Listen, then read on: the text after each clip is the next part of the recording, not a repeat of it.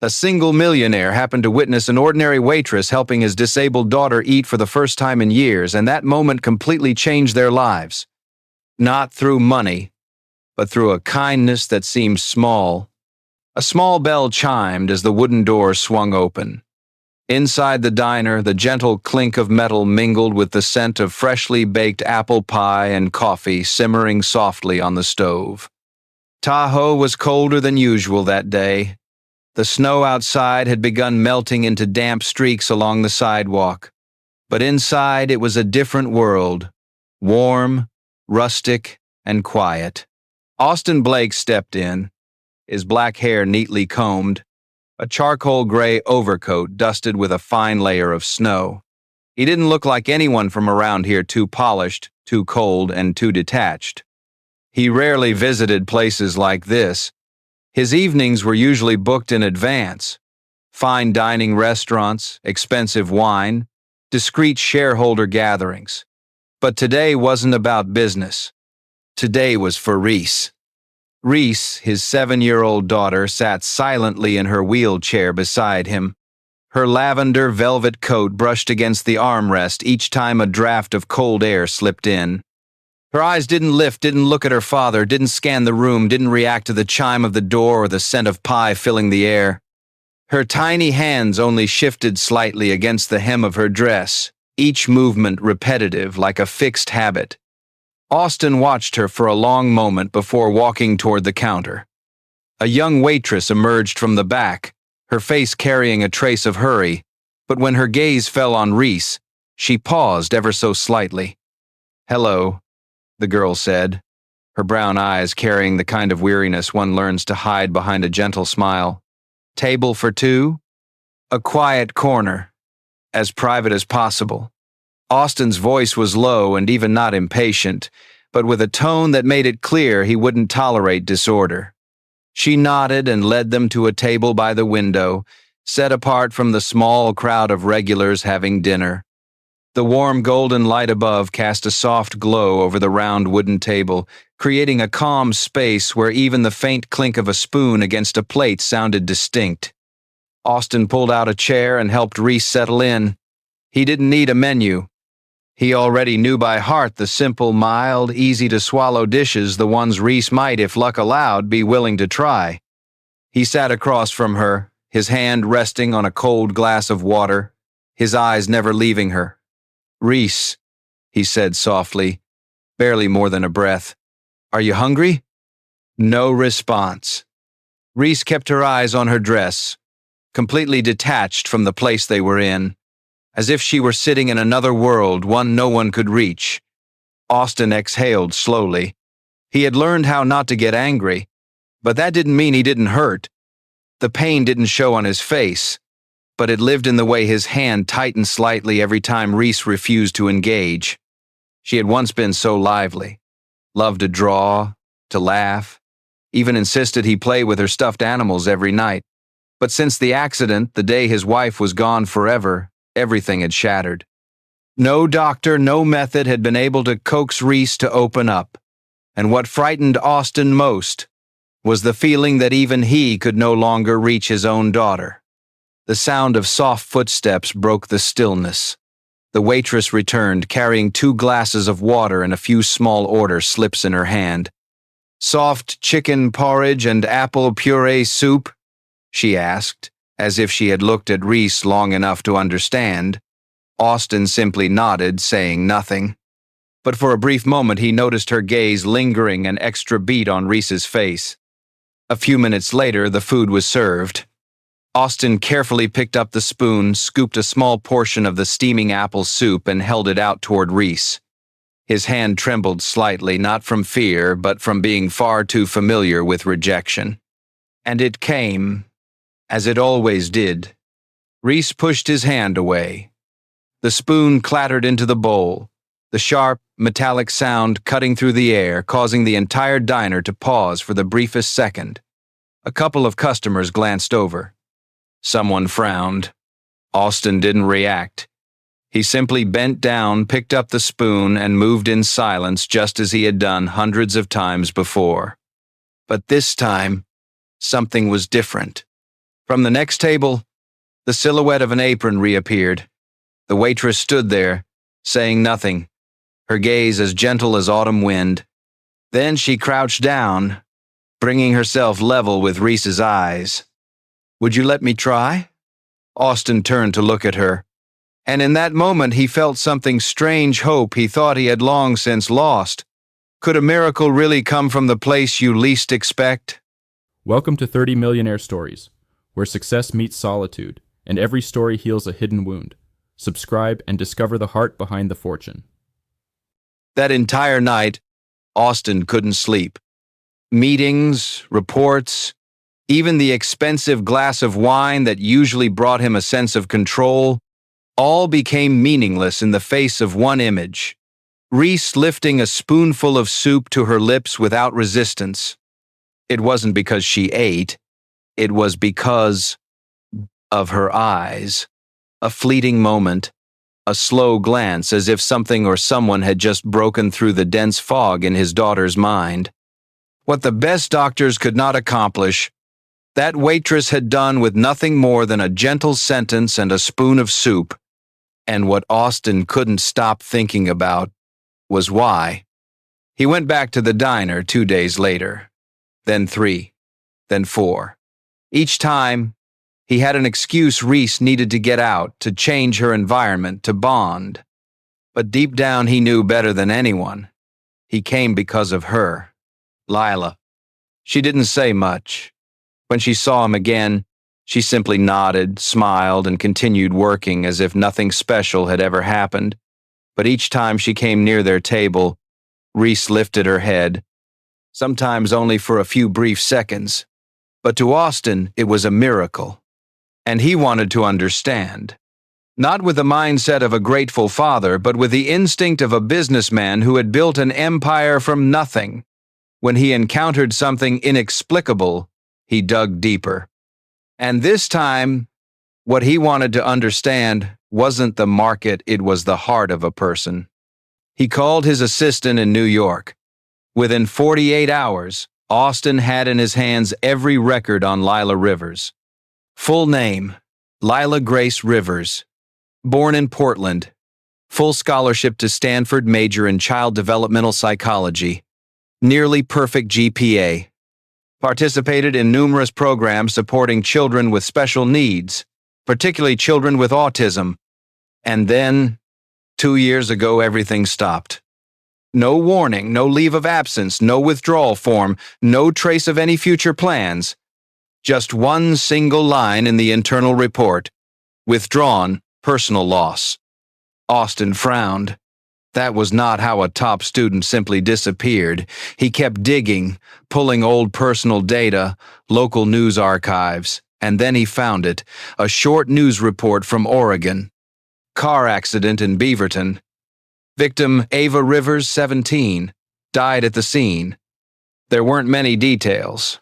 No mention of who was with her, but in the comments section a photo appeared. Ava sitting next to Lila, holding hands. The two girls looked identical. Twins. Reese and Lila. Two children who weren't alike, yet both had lived inside thick, impenetrable shells of their own inner worlds. Perhaps that was exactly why Lila understood Reese in a way no one else ever had.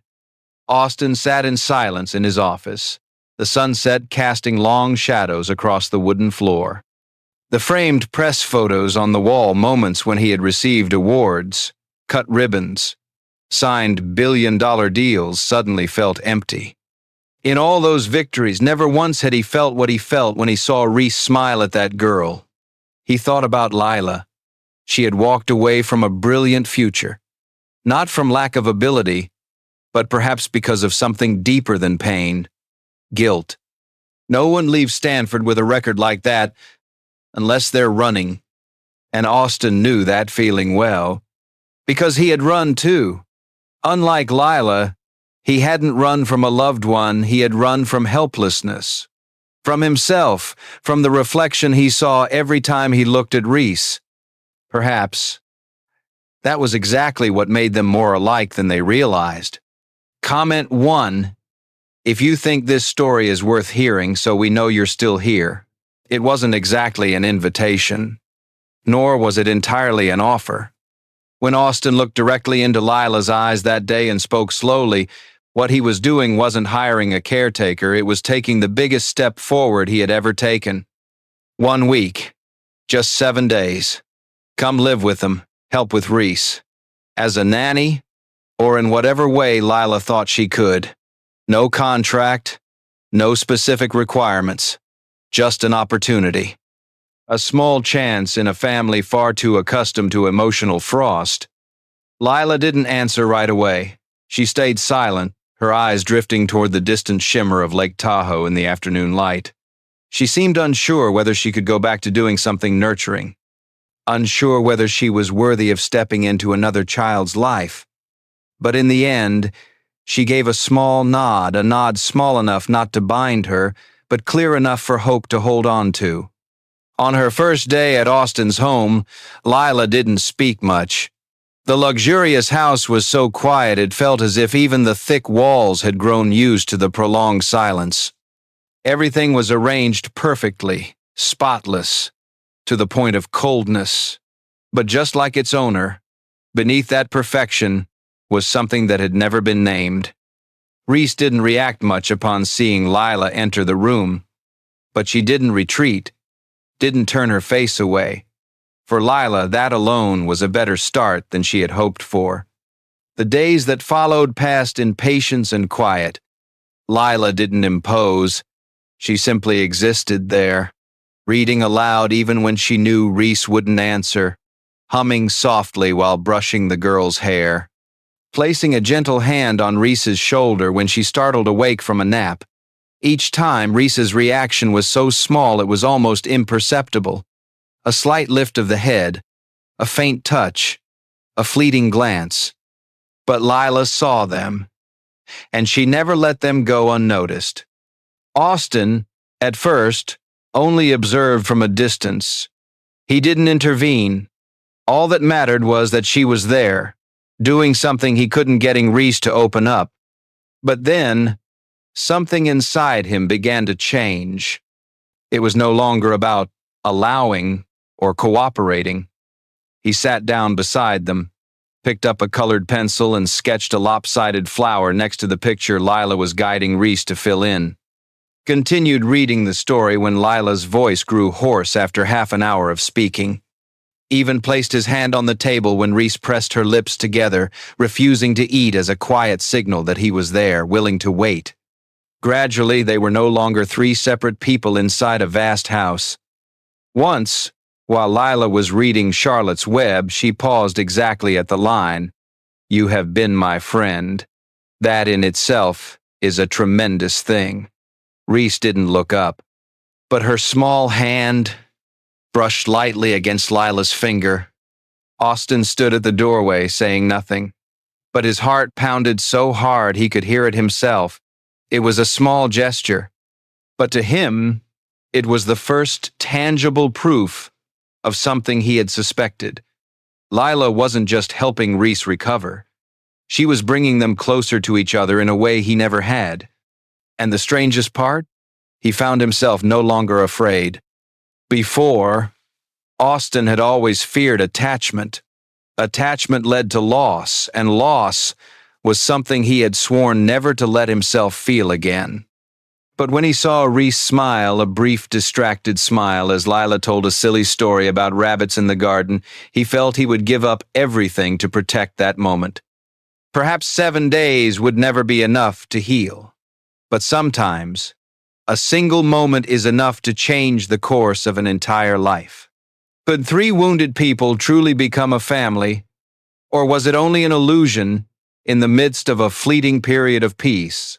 The sunset bathed the backyard in gold, the last light of day spilling long across the weathered wooden steps. Everything was so still that you could hear the dry leaves stir in the wind. Inside the vast house, Reese was asleep, a deep, peaceful sleep, as if her soul had finally found a place to rest. Austin and Lila sat on the porch, hands wrapped around cups of steaming tea. Neither spoke. They didn't need to. There are moments when silence connects more deeply than any words ever could. Austin glanced at Lila from the side. She was gazing toward the distant garden, where a few lavender blooms swayed gently in the evening sunday. Her soft brown hair draped over one shoulder, the breeze tugging at her blouse, yet she made no effort to adjust it. In the warm amber light, Lila was no longer the diner waitress he had met on a winter afternoon. She was the woman he had begun to trust. He didn't know when that feeling had begun. Maybe it was when she sang to Reese without fearing rejection. Maybe when she quietly wiped away the girl's tears without caring who might see. Or maybe it was right now, with the rest of the world falling away and only her beside him. The kiss wasn't rushed. Austin leaned toward her gently, as if waiting for her to pull away. But Lila didn't. Her eyes lowered, and the moment their lips touched, soft as a whisper, the whole world seemed to hold its breath. It wasn't a passionate kiss. It was an unspoken confession, a fragile hope that perhaps the two of them could find shelter in each other after too many years of loss. But the moment passed as quickly as it came. Lila broke away from the kiss before it could become something more. She turned her face aside, giving a faint shake of her head, as if even she didn't fully understand why she had done it. Her gaze drifted far, no longer anchored to the backyard. Austin stayed silent, but he knew. He recognized that expression. He had seen it in the mirror whenever he thought of his wife, and the feeling that he hadn't been able to hold on to her. Lila stood, not hurried, not startled, but enough to create a distance he couldn't cross. That evening ended without another word.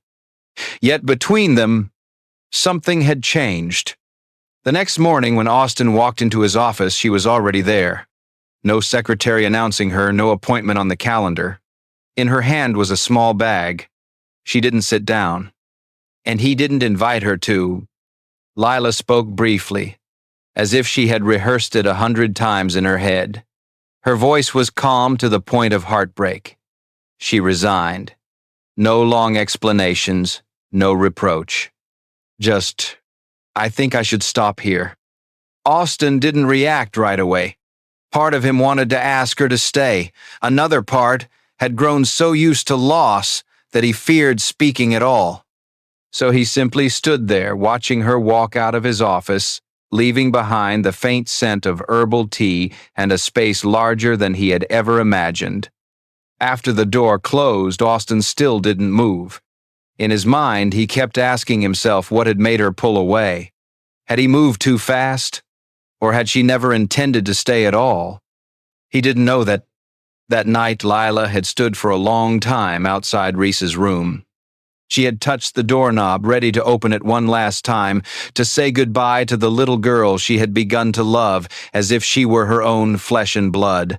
But then she stepped back, because if she walked in, she knew she wouldn't be able to leave. There are wounds that bleed, even when no one speaks of them, and sometimes the deepest love is the very thing that makes someone walk away the fastest. Does everyone deserve to be loved one more time? Or are there hearts that choose to remain forever in the dark? My dear viewers, stay tuned for the next part that will leave you in awe. Take a second to like the video, subscribe, and leave a comment below to tell me where you're watching from and what time it is for you. It's always a joy to see people joining us from all around the world. The house had taken on a strange kind of coldness since Lila left. It wasn't the temperature, the heating system still worked perfectly, nor was it the lighting, the warm recessed lights still flicked on at their usual hour. Everything functioned with the same daily order as before. But what had disappeared was the warmth. Austin tried to fill the emptiness. He took over reading to Reese each night, prepared her breakfast, took her for walks around the garden, just like before. He carefully kept the exact schedule Lila had established, as if by not changing anything, Reese wouldn't notice that she was no longer there. But Reese noticed. She didn't cry. She didn't ask right away. She simply withdrew back into herself, just like in those earlier months. Every time Austin walked into the room, Reese was still there, sitting on the floor by the window, holding her stuffed bear, eyes fixed on some undefined point outside. When he called her name, she didn't respond. When he touched her shoulder, she pulled back slightly. Austin read alone for many nights in a row. Each word floated into the silent space with no reply, no glance upward, no smile, no small touch of the hand like before. He kept trying, not out of duty, but out of fear. Fear that if he stopped, he'd lose not only Lila, but Reese as well. Then one night, it rained. The soft patter against the window was like a quiet reminder that time waits for no one. Austin stepped into Reese's room carrying a thick blanket and an old book. She was still lying there, facing the wall, her small body almost swallowed by the heavy covers. Austin sat down beside her bed, saying nothing. His hand gently smoothed over her soft hair, the way he'd once seen Lila do. And then he heard something he never expected. A sound so small, fractured, like something breaking inside the heart. She was crying. Not loud sobs, not wails or choking gasps, just quick, shaky breaths caught inside her tiny chest. A small hand tugged the blanket higher, as if she wanted to vanish completely. Austin leaned closer and asked softly, "Are you okay?" Reese didn't answer, but after a few seconds her voice came faint, as if pulled from the deepest layer of a dream. "Where's Lila?" Only 4 words. But to Austin, they meant everything. He felt a cold rush through his heart, not because Reese asked, but because he understood why. Lila wasn't just the one who helped Reese eat, read, and draw. She was the first person Reese had connected with, truly connected with. Her presence had been the first thread pulling the girl back into the world.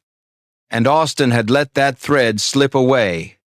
He sat beside Reese all night, not reading anymore, just sitting still, his hand resting lightly on her back. In his mind, thoughts raced through like a storm. How many times had he believed he was good enough to control everything? How many times had he told himself that with time, he could replace whatever space someone else had left behind? But this time, he was wrong. Reese needed Lila. No one else could replace that. And then, like a slow but certain wave, he understood what he hadn't dared admit. He needed her too. Not just because she helped his daughter. Not just because she softened the old scars in him. But because, when she was beside him for the first time in years, he didn't feel alone. Was it already too late to turn back? When a person only realizes the value of love after letting it go? No plan. No script laid out in advance. No prepared defense. Austin knew only one thing. If he hesitated even an hour longer, he would lose everything, not just Lila, but the one part of Reese's heart that was still intact. The rain had just stopped. Droplets clung to the car windows, and the street still gleamed with the dull silver light after an early storm. Austin carried Reese out of the house, without a word of explanation, without needing anyone to understand why. Reese didn't resist. She simply rested her head against her father's shoulder, her eyes as clouded as a winter lake. But Austin could feel something in that embrace, a quiet expectation, a small fragment of hope that hadn't been completely shattered. He drove through the town, past familiar turns, until he stopped in front of the small diner where everything had begun. The door was unlocked, the lights inside still glowing, the faint scent of apple pie lingering over the counter. Lila was wiping down a table. When the doorbell chimed, she looked up and time seemed to stop. Austin stood there, Reese in his arms. No explanations, no awkwardness, just a father carrying a fractured heart, returning with his final hope. For the first few seconds, none of them spoke. The wind still rustled outside on the street. The light inside fell across Lila's hair. Her eyes widened, not angry, not joyful, just stunned. Then Reese stirred, reaching out a small arm, a slow but deliberate gesture. Her little hand touched Lila's as lightly as a leaf falling onto water. Lila didn't pull away. She bent down, eyes glistening, and smiled gently, a smile trembling yet filled with gratitude. And then the miracle happened. No prompting, no reminder. Reese leaned into Lila's hand, then slowly lifted the spoon and ate. One small bite. But it was the first bite she had ever taken entirely on her own. Austin sank to his knees on the diner floor. His eyes were red, not from surprise, but from being moved to the very core. In all the years filled with grueling meetings, billion-dollar contracts, and the cold stone walls of a luxurious mansion, not once had his heart ever felt so full. He looked up at Lila. Without hesitation, without hiding, he said, voice thick and rough, "I need you, for Reese, and for me." Lila stayed silent. She didn't avoid his gaze, but she didn't answer right away either.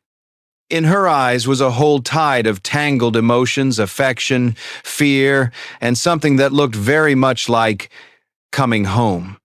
She had tried to walk away, telling herself she needed distance. That love was a luxury for someone who had lost too much already. But when she saw Reese reach out first, the girl the world once believed could not feel, Lila understood that if even a small child could be brave enough to love, then which of us doesn't deserve to be loved one more time? Lila knelt down to face Reese. She didn't speak, only took that tiny hand into hers.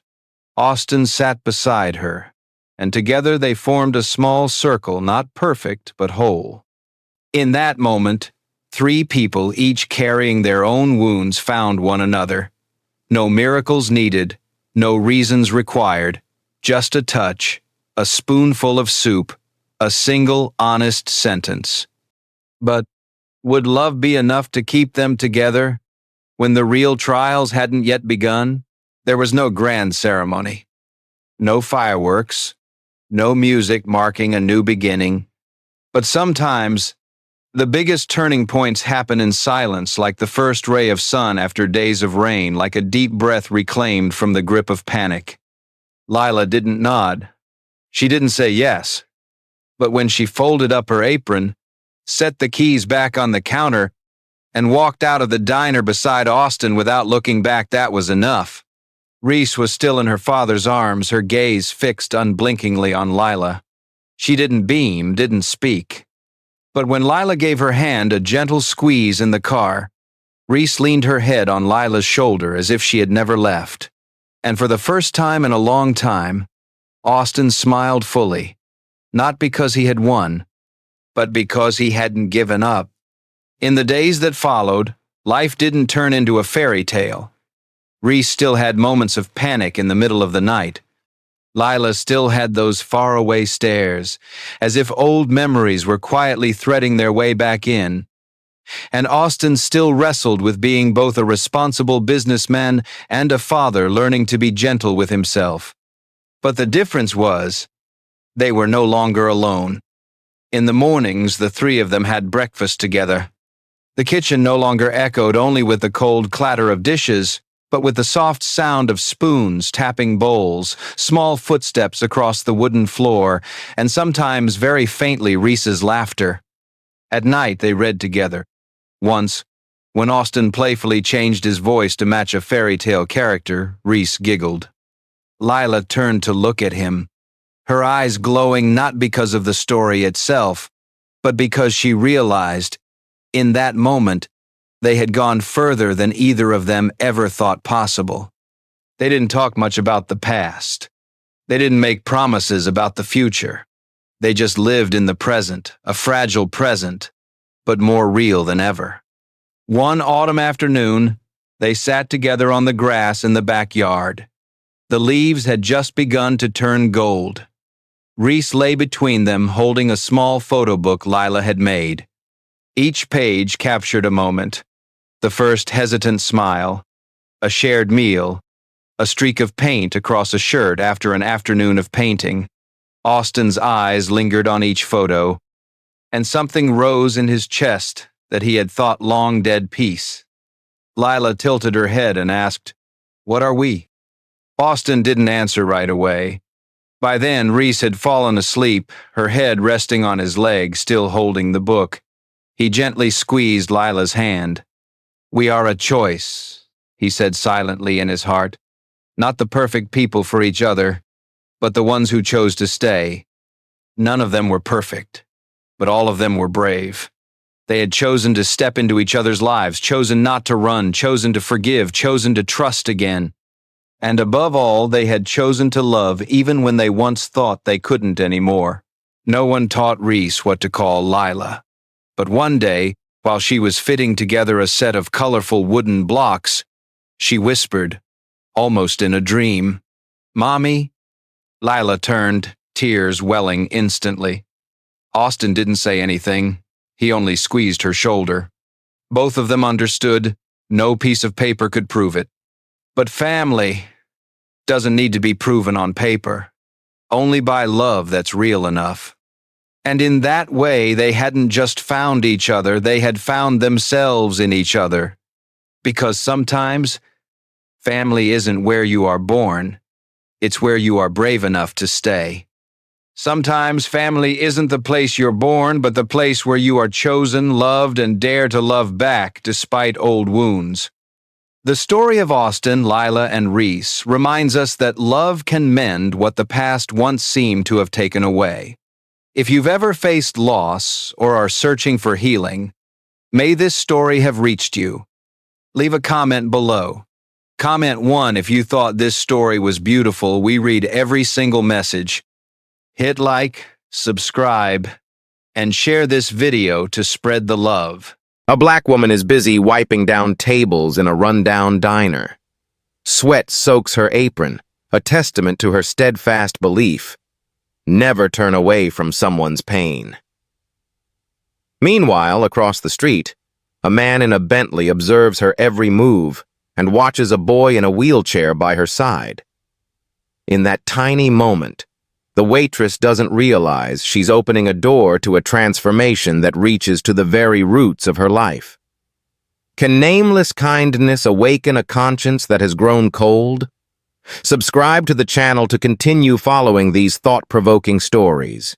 Serena Carter, 32 years old, had lost count of how many times she'd finished her shift with aching legs and sweat soaking her uniform's back. The floor of Lexington Diner was slick with rainwater tracked in by customers, mixed with streaks of grease dripping from the old sandwich press. Her calloused fingers still bore smudges of oil, sometimes so hot they burned. But that was part of life, the long days when she had no choice but to keep moving forward. Outside, the downpour fell as if the sky itself were weary, casting cold, heavy sheets of water across Lexington Avenue's cracked sidewalks. Around midnight, the diner was left with only the clink of porcelain spoons and the soft hiss of the aging coffee machine. Serena was wiping down the last table by the window when she caught sight of a tiny figure in the rain. It wasn't the boy's faded, tattered red jacket or the rusted wheelchair that stopped her. It was the way he hunched over, hands trembling, eyes fixed on the street as though if he looked up, something precious would vanish forever. Without a second thought, Serena tossed the rag aside and hurried outside. The wind slapped her face, but she didn't slow down. Kneeling before the boy, her soaked hair flying wild in the gust, her eyes softened, asking no questions, hesitating no longer. Her hand, cold as ice, rested gently on his, and she guided his wheelchair back inside. Inside, the diner felt like another world. The scent of toasted bread mingled with the rich aroma of melting butter and a hint of char from the ever-ready coffee pot. Serena steered him to a table by the heater, where the glow of the lamp blurred into a warm halo. She draped a clean napkin over his shoulders with hands so gentle it was as if she feared touching his fear. Without a word, she returned to the kitchen, accustomed to banishing the gnawing hunger few dare to name. She grabbed a still warm sourdough roll, sliced it evenly, and toasted it until the cheese melted into stretchy golden strands. A bowl of tomato soup warmed on the stove, stirred just as her grandmother had taught her whenever winter approached. When she placed the plate before him, the boy's eyes widened. He stared at the sandwich as though it were a miracle, never having known anyone to serve him a proper meal. Serena said nothing. She merely slid the napkin closer and sat across from him. No words were needed. Pity wasn't offered. It was simply human to human, an unassuming act in a world too often indifferent. The boy took a small bite, and in that instant, the tension in his face melted away. The cheese, warm and fragrant, stretched on his lip like a comforting promise. A flicker of surprise danced in his eyes, and Serena couldn't help but smile. She had seen that look many times before in those who had almost given up on kindness. He ate slowly at first, then more quickly, as if afraid someone might snatch away his meal at any moment. Serena said nothing. She leaned on her elbow, listening to the rain drum against the window and to his steadying breaths across the table. In a world that routinely looks the other way, Serena still believed in moments like these. She didn't know his name, nor why he sat alone in the rain at night, but that didn't matter. For her, acts of kindness carried no conditions. Sometimes a warm sandwich and someone willing to listen were enough to keep a soul from slipping beyond rescue. Serena wiped her hands on her apron, glancing out the window. The rain still fell, but inside the diner, the chill had lifted. The boy had nearly finished his sandwich, his chin smeared with tomato soup, his little legs swinging beneath the table. His tired expression had softened, the defensive posture, a stance no child should know, had eased. And for the first time that night, he managed a small smile. Serena returned his smile, not because of anything grand, but because she knew her small gesture had touched a heart. Outside, gusts still roared over the overhang. Cars sped through the night, and life went on in its hurried, distant rhythm. But inside, where the lamp's glow played across a worn apron, and the boy's hand still warmed by soup, something had quietly shifted, small but profound enough to reach the part of us we thought too cold to feel. The boy's name is Daniel. His voice is soft, as if each syllable must leap over invisible barriers before it can be heard. He says his father is coming to get him. Though no one asked, he offers this vague excuse, perhaps for himself, perhaps for the woman standing before him, whose gentle eyes cannot hide their doubt. Serena glances outside, where the rain still pours, flooding the glossy black road. She sees no figure, no headlights flickering to signal anyone's approach, only emptiness and streaks of blurred light smeared across the asphalt. The way Daniel clutches his frayed blanket tightens her heart, not because his thin jacket is insufficient, nor because his skin is pale with cold, but because he curls inward, as if accustomed to bearing everything alone, accustomed to waiting for someone who will never come. His small hands grip the blanket's edge, as though it alone keeps him upright in this cold world. Serena says nothing. She asks no further questions about his father. She has met too many children just like him. She is used to the guarded gaze of children raised in neglect, that watchful look, eyes drifting toward the door, both hopeful and defensive. It is a look that chokes you with the realization that they have learned not to expect too much. Serena cannot recall how many faces like this she has encountered over the years of serving tables, yet each time, that same weight settles deep in her chest, like a taut rope finally fraying. Daniel eats quickly. He speaks no more, yet every gesture speaks louder than words. His hands are clumsy but urgent, as if afraid someone will snatch away his meal before he can finish. Serena sits across from him, her chin propped in her hand, attentive to his every move. She remains silent, only staying there, offering a presence of calm, because she has learned that sometimes a child does not need questions, but to be seen fully, accepted, even when they say nothing. And then she witnesses that tiny miracle. Daniel's eyes, once panicked, begin to soften. The tension on his forehead unwinds as he bites into the final piece of sandwich, and something inside him seems to ease. No more wariness, no more rigid posture as if he is about to be sent away. Only a boy, simply a boy, finding a fleeting peace. Serena watches quietly. She has seen too many fractures appear in silence, wounds that make no sound yet harden into habits, like Daniel's instinct to keep the world at bay, like his inability to wait with full trust. And because of that, this moment, a simple meal, a patient adult who refuses to leave, becomes impossibly precious. She does not know what brought Daniel out alone in the freezing rain.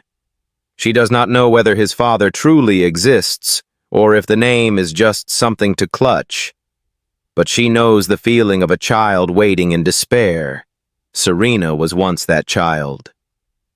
As the diner's lights dim and the aroma of soup lingers in the air, Serena understands one truth.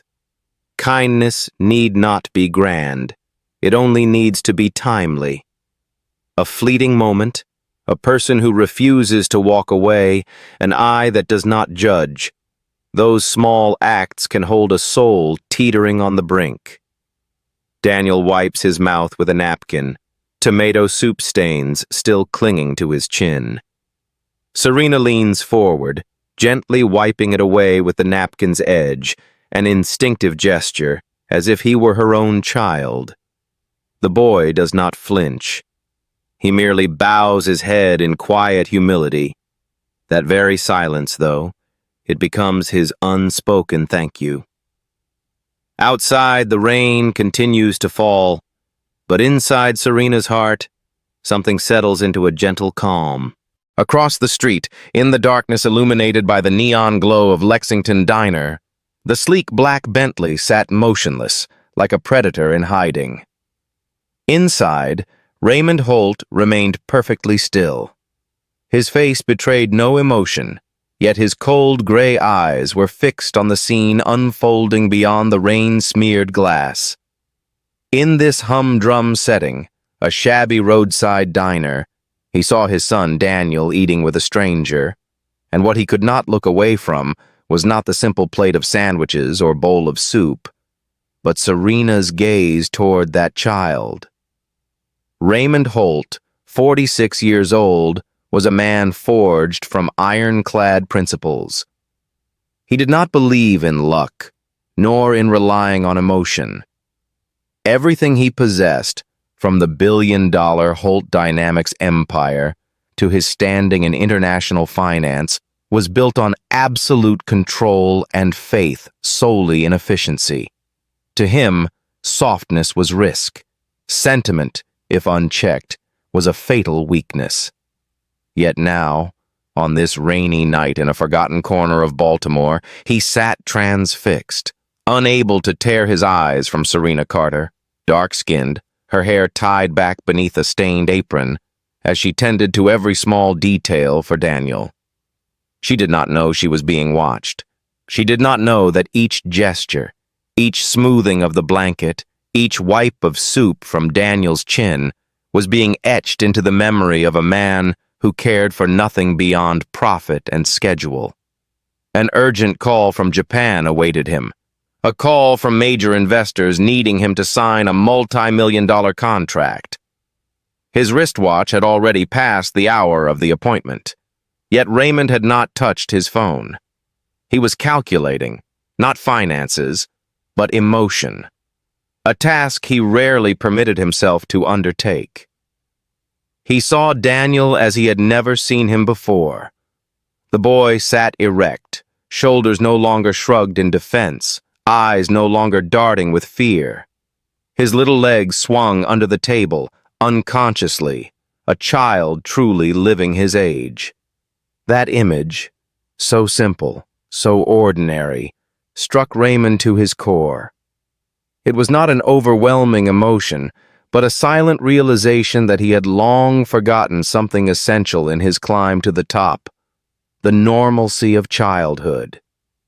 He lifted his phone, finally shattering the silence within the car's cabin. His voice was low, concise, unwavering, like every command that had once compelled hundreds of employees across his offices to spring to action.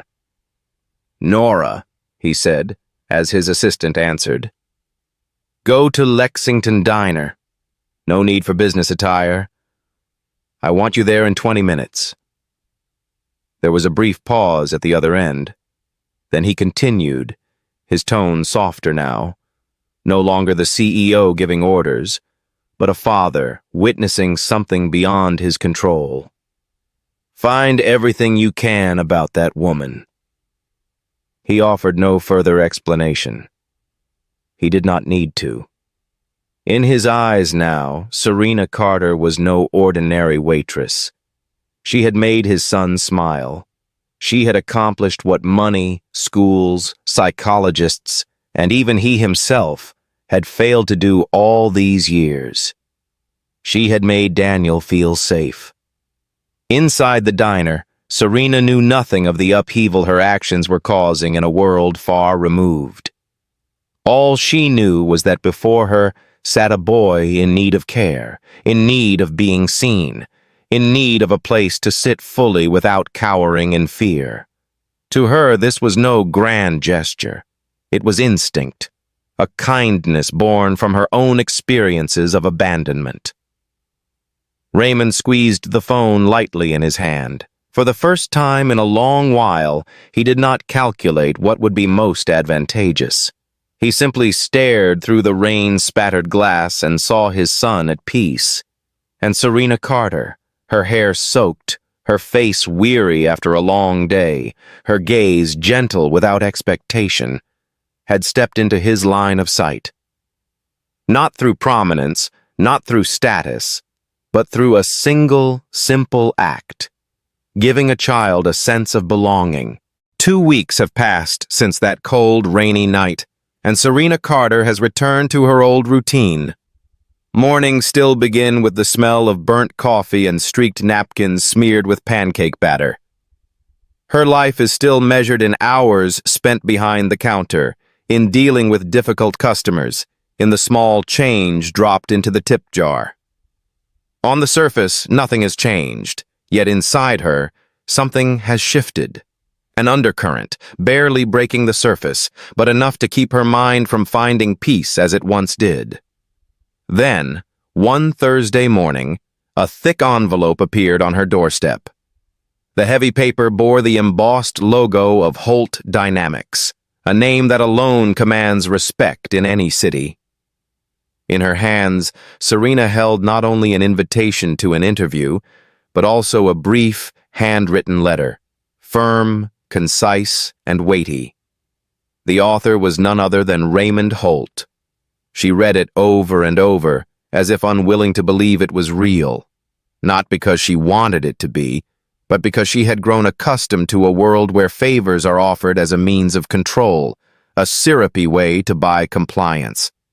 She was exhausted by being seen only as the kind woman. That afternoon, Raymond Holt arrived in person. No entourage, no security detail, just a man dressed plainly, standing before the chipped door of her shabby apartment where Serena lives with her mother. He brought no lofty promises and no expensive gifts. He brought only himself, with a presence that could not be ignored. At first, Serena refused, firmly and unequivocally. She spoke with the coolness of one who knows how to build walls. She did not need a gift from a man who had once abandoned his own son in the rain. She did not wish to be part of any contrived penance wrapped in the guise of opportunity. But Raymond did not come to offer pity, nor to purchase gratitude. He looked at her, not as someone about to bestow charity, but as someone who genuinely valued what he had witnessed, a character that refused to back down when faced with adversity, a woman who dared to do what was right without needing to be in the spotlight.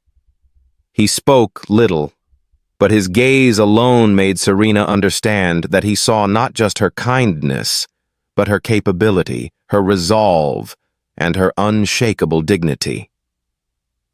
Serena remained silent long after he left. She stood by the window, her fingers tracing the edge of the thick envelope, her eyes fixed on the leaden sky. Inside her raged a quiet battle between trust and wariness. She was not used to people like Raymond Holt devoting their time to someone like her. She had been offered opportunities by rich men before, like bones tossed to stray dogs. But this was different. Not in his words, but in the way he looked at Daniel and at her. That night, she sat across from her mother at their old kitchen table, the familiar scent of clam chowder hanging in the air. But her mind was elsewhere. She thought of Daniel, and the look in his eyes when he tasted melted cheese for the first time. She thought of how a single child could transform a man if only someone had the patience to stay. Then she thought of herself. Perhaps it was time to give herself a chance. Not to be recognized, but to prove that goodness need not be confined to a corner diner.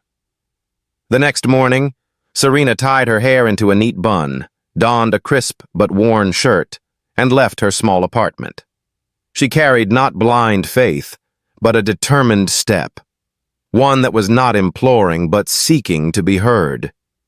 Within her still lingered doubt. Yet for the first time in a long while, Serena walked toward the unknown, with her calloused hands, but with her heart just a little more open. From the very first steps into the Holt Dynamics headquarters, Serena Carter sensed the thick atmosphere of suspicion. Sideways glances, awkward handshakes, unspoken questions. In a world built on polished resumes and prestigious degrees, the presence of a woman who had once stood behind the counter of a rundown diner was inexplicable. To them, she was an anomaly, and anomalies always came with a healthy dose of caution. Serena held no ill will toward them. She was used to entering rooms where everyone's eyes shifted away. But this time was different. She wasn't there to survive. She was there because she knew she carried something they lacked, the ability to see what they had long forgotten. Real human beings behind the numbers, souls behind the reports. Her first assignment was to join Raymond in presenting to the executive board on the company's long-term development strategy. Holt Dynamics stood at a crossroads, relocate its factory to the mainland to optimize costs, or keep it local to uphold its community commitment. The initial figures favored relocation. Yet Serena saw what the spreadsheets couldn't convey. Families losing their livelihoods, towns abandoned to economic decay. She didn't argue with economic theory. She argued with real stories, with faces she had served in that corner diner, where many of the factory workers used to stop for lunch. Raymond allowed her to speak. In that moment, even in the cold boardroom, a silent shift began. Serena not only persuaded them, she reminded them of Holt Dynamics' core values: responsibility to the community. The decision to keep the factory not only preserved jobs, but also preserved the trust of an entire region. But recognition, when it comes, is never permanent. A few months later, a data breach rocked the company, sending stock prices into a tailspin. Whispers spread. All gazes turned back to Serena. She, with her blue-collar background, suddenly became the easiest target. The newcomer, the outsider, the one with no roots in that power structure. She did not react immediately. Serena never rushed into a storm. But this time she was not alone. Nora, Raymond's assistant, stood by her side. Two people, different in background and style, yet sharing a common thread: keen intuition and unshakable loyalty. They began to trace the trail, slowly and silently. Deleted emails, calls unrecorded in official logs, suspicious accounts appearing in the system. The final piece led them to an unexpected name: a senior director who always appeared calm and kind in meetings, but whose reputation masked calculated manipulation. When the truth was laid bare, Serena did not choose silence or to wait for someone else to speak on her behalf. She rose, evidence in hand, and presented before the board with an extraordinary calm. Not to vindicate herself, but to defend the truth. Raymond, sitting beside her that day, did more than listen. He stood and publicly declared his unwavering support for her, a conviction no one in that room could ignore. That moment did more than shift the company's trajectory. It changed how everyone saw Serena. She was no longer the girl from the little diner. She was no longer Raymond Holt's goodwill experiment. She had become an indispensable part of the company's strategic framework. She earned her rightful position through intelligence, integrity, and the ability to stand firm amid the quietest storms. But above all, she earned their trust, not because they were obliged to give it, but because they could not help but recognize it. In a world where people often measure worth by appearances and credentials, Serena Carter walked in and rewrote the rules, not with words but with actions, not with titles but with genuine character. Many years have passed since that cold, rainy night on Lexington Street, when Serena Carter, her hair tied back beneath a worn apron, guided a trembling boy in a wheelchair into the diner amid a winter storm. A small act, witnessed by no one, with no expectation of reward. Yet that silent moment opened an entirely different path for both her and that boy. Now, Serena stands in a grand auditorium, golden lights illuminating a stage adorned with flowers. Beside her is Daniel, a young man in his graduation gown, his eyes alight with pride, his heart still carrying the memory of that rainy night. No words need be spoken. Their shared, sincere glance says it all. That journey has come full circle. Serena Carter is now Vice President of Strategy at Holt Dynamics. From the woman who once worked late nights at a tiny diner, she has become the leader of community reinvestment programs, the face of a new generation of business people, those who measure value not only in profit, but in real impact on people's lives. Under her guidance, towns once abandoned now have scholarships, rebuilt factories, and renewed hope for a younger generation that once seemed destined to crumble. Serena never forgets where she came from. No high-powered boardroom or multi-million-dollar contract ever pulls her from her roots. On her desk sits a faded photograph, a shot of the Lexington diner on a winter's night, neon signs blurred behind rain-streaked glass. It serves as a reminder that what set her on this journey was not ambition, but a nameless act of kindness. One right thing done at the right moment, for no reason other than human compassion. When the ceremony ends, Daniel turns to her. His smile is no longer one of timid gratitude, but the steady gaze of a young man who understands. Sometimes, what saves us does not come from status or wealth, but from the steadfast presence of someone who believes we deserve rescue. Serena does not seek applause. She does not live to become a symbol. What she holds dear, and has carried throughout this journey, is a steadfast belief in the power of kindness. In a world that rushes ever faster, where people become mere numbers in a system. Serena chooses to preserve that gentle human touch because she knows it is the one thing that cannot be mechanized, replaced, or forgotten. And if there is one final message she wishes to share, it is for all Americans, people living in a nation built on dreams and sacrifice. Never underestimate the power of small acts. Never believe yourself too insignificant to make a difference. And never let kindness be overlooked in a noisy world. You may not hold power, you may not be wealthy or famous, but you can be the reason someone stands again. You can be a refuge on a cold, rainy night. You can be the beginning of a change the world never expected. If this story has touched your heart, share it with your loved ones across America. Send it to the friends you believe still cherish compassion.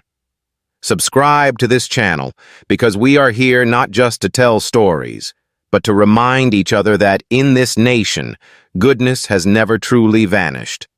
It simply needs to be seen.